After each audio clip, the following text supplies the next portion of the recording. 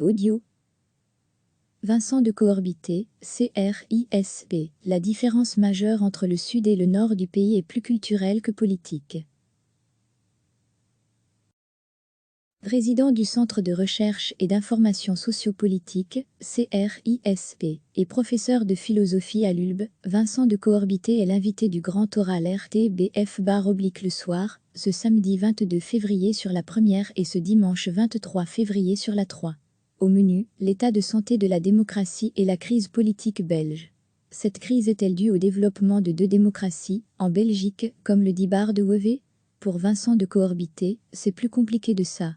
La différence entre le Nord et le Sud est plus culturelle que politique. Selon lui, toutes les enquêtes d'opinion sur des thèmes politiques précis montrent que la différence entre les opinions des francophones et des néerlandophones est faible, y compris sur un sujet comme l'immigration, l'intégration, etc. Pour autant, on voit là un écart considérable entre les votes des uns et des autres. La différence est donc bien culturelle, selon Vincent de Coorbité.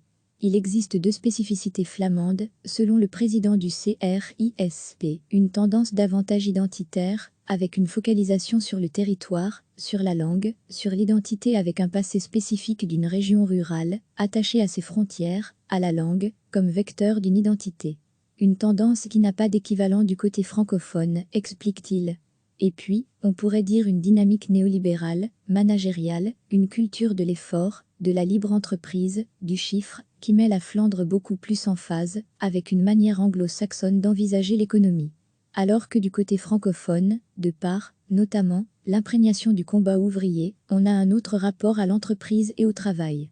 À propos de l'urgence climatique, Vincent de Coorbité donne également une analyse de la désobéissance civile. Je soutiens cette notion tant qu'elle est non violente et que les intéressés en acceptent les conséquences. On a le droit moral de se mettre dans l'inégalité en acceptant les conséquences de cette sortie de l'égalité. Mais, il ne s'agit pas de considérer que n'importe quelle frustration citoyenne face à l'inaction des pouvoirs politiques suffise à désobéir.